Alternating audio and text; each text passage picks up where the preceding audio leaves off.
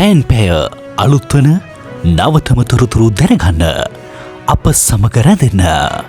අප්‍රේල් මස 22 වෙනි දින කාලගුණ අනාවැකිය පුවත් ඉදිරිපත් කිරීම ශානක විතානගේ. දිවිනී බොහෝ ප්‍රදේශවල පසුරුවකින් පසුව වැසි හෝගිගුරුන් සහිත වැසි ඇතිවේ. බස්නාහිර සබරගමුව මධ්‍යම ඌව සහ දකුණු පළාත්වලත් අම්පාර දිස්ත්‍රික්කයේත් ඇතැම් ස්ථානවල මිලිමීටර් 100ට වැඩි තද වැසි ඇතිවේ.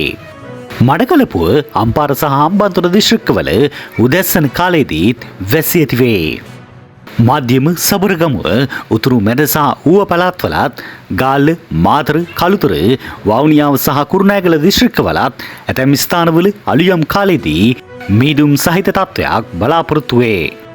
මන්නාරම සිට කොළඹ ගාල්ල සහ හම්බන්තොට හරහා පොතුවිල් දක්වා වෙරළට ඔබ්බෙන් වන මුහුදු ප්‍රදේශවල තැනින් තැනත් සෙසු මුහුදු ප්‍රදේශවල ස්ථාන ස්වල්පයකත් සවස් කාලයේදී හෝ රාත්‍රී කාලයේදී වැසි හෝගිගුරුන් සහිත වැසි ඇතිවේ.